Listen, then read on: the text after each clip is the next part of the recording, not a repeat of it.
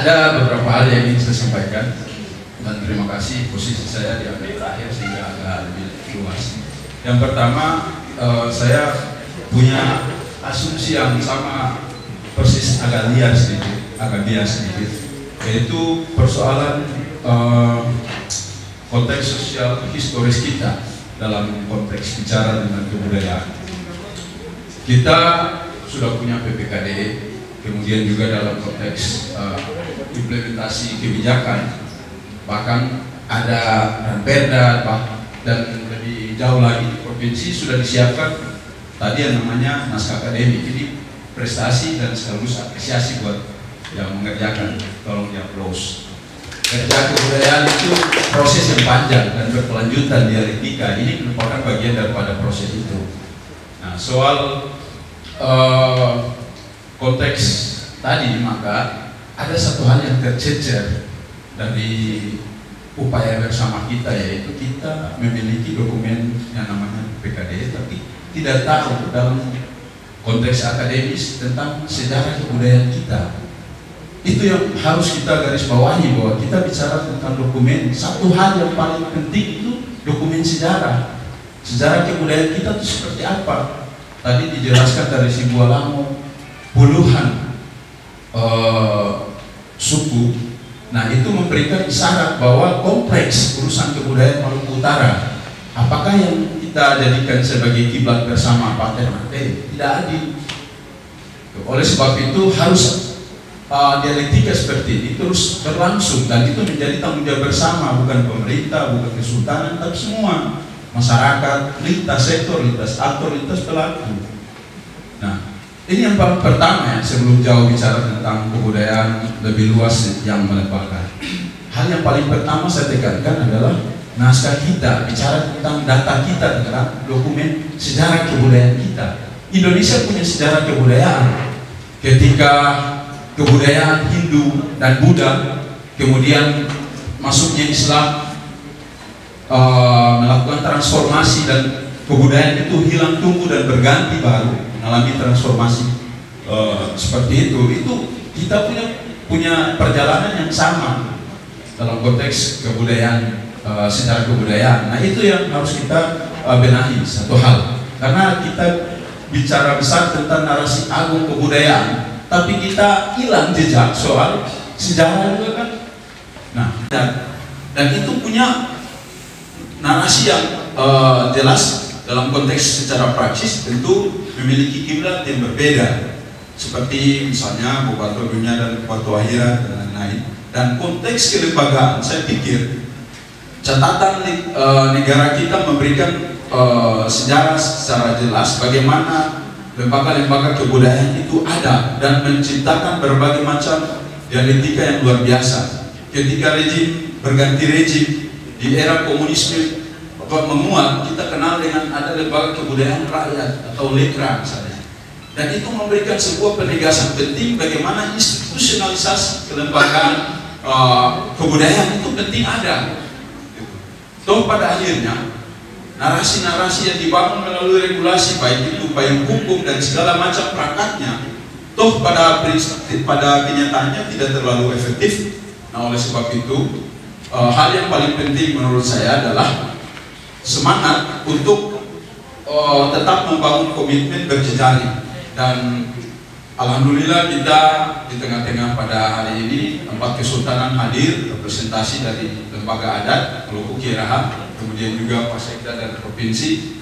Ini memperkuat sebuah misi bersama kita bahwa secara kelembagaan struktural itu akan insya Allah bisa terwujud dengan optimisme yang kita bangun bersama.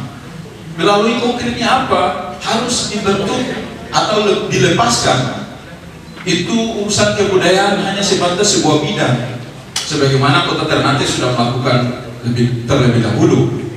Ini harus kita fokuskan. Yang pertama, salah satu resolusi dari pertemuan ini itu harus dipisahkan urusan kebudayaan dari melekat ke dinas. Itu harus dipisahkan menjadi dinas yang otonom. Jadi urusan konkretnya adalah harus ada dinas kebudayaan di Provinsi Maluku Utara. Itu karena apa? Mengingat banyaknya urusan kebudayaan, baik itu kebudayaan benda, budaya benda, dan segala macam perangkatnya itu hal yang sangat kompleks. Oleh sebab itu tidak efektif ketika melekat di Dinas Kebudayaan dan Pariwisata misalnya seperti Ternate dulu, banyak urusan destinasi wisata yang lebih diutamakan sehingga kebudayaan hanya menjadi dekorasi kepariwisataan. Itu yang kita alami sekarang pun serupa. Nah, oleh sebab itu harus resolusi kita bersama Provinsi Maluku Utara harus berdiri otonom. Itu yang namanya Dinas Kebudayaan. Yang pertama. Yang kedua, dalam konteks resolusi juga saya berharap forum ini menjadi sebuah dialektika yang tentu sebagaimana Pak Ketua tadi sampaikan, ada tahapan selanjutnya adalah lembaga pemerintah ya SKPD terkait untuk membahas, merumuskan bersama bagaimana. Jadi ini persoalan metode sebenarnya. Kita berbicara tentang kebudayaan pada hari ini sama saja dengan cerita tentang rapat koordinasi, sama saja sebenarnya. Yang berbeda lah mungkin ya ini yang disebut dengan William Shakespeare bahwa parti sebuah nama. Apapun forumnya, mau lembaga apapun, yang paling penting itu adalah aksi. Buat apa institusi berdiri hanya sebatas papan nama?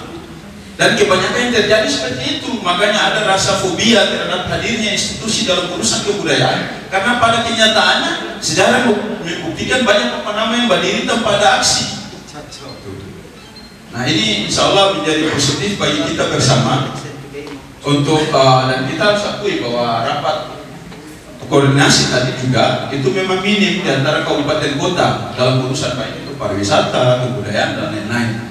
Nah ini adalah salah satu gagasan yang brilian sebenarnya, dan jujur kerja kebudayaan harus memiliki komitmen dan keberpihakan yang betul-betul revolusioner. Saya ingat seorang filsuf Prancis, dia bilang kebudayaan sejati, revolusi sejati itu adalah kebudayaan. Kebudayaan sejati itu revolusi. Jadi harus melakukan berbagai macam pemikiran yang revolusioner, baik itu dalam konteks merubah tatanan itu yang tadinya kaku. Bayangkan saja orang belum pernah bicara atau melakukan sebuah kongres, misalnya kongres kebudayaan. Sekalipun 2018 kemarin pemerintah Republik Indonesia kongres kebudayaan itu dibuat sudah 100 tahun dari sebelumnya pertama kali 1918. Tapi di daerah-daerah lain di Indonesia justru puluhan tahun yang lalu kita kaya dengan kebudayaan, tapi kita abai terhadap konteks kebudayaan daerah kita. Kongres Kebudayaan Melayu misalnya di tahun 1950-an, begitu juga di Aceh, begitu juga daerah-daerah lain. Orang hari ini belum. Dan saya berharap forum ini bisa melahirkan sebuah rekomendasi yang brilian. Kita akan melakukan sebuah kongres kebudayaan. Jika pemerintah tidak mau, saya tegaskan sekali lagi, bila pemerintah tidak bersedia, maka bersama komunitas akan menjadikan Benteng Oranye sebagai basis perlawanan untuk melakukan pemajuan kebudayaan. Benteng Oranye saat ini, untuk diketahui, banyak aktivitas program studi dari lintas perguruan tinggi, bahkan sampai pada tingkat konsolidasi aksi menolak Omnibus Law itu basisnya di Benteng Oranye. Ada sekolah ideologi di sana, ada gerakan-gerakan pro dan kontra terhadap isu-isu kebudayaan dan politik di sana. Dan alhamdulillah itu akan berlangsung selamanya sepanjang kebudayaan diabaikan. Dan untuk saya sampaikan pertegas lagi, forum kita harus optimis. Ada banyak gedung dan ruang di Benteng Oranye bisa dijadikan sebagai basis-basis yang tadi kita laksanakan untuk forum kebudayaan, dewan kebudayaan, komite, sudah ada di punya ruangan. Tinggal kita melaksanakan program-program secara berkelanjutan. Saya pikir sekian, terima kasih. Wassalamualaikum warahmatullahi wabarakatuh. Terima kasih telah mensupport channel ini untuk terus berkembang. Jangan lupa subscribe guys, subscribe.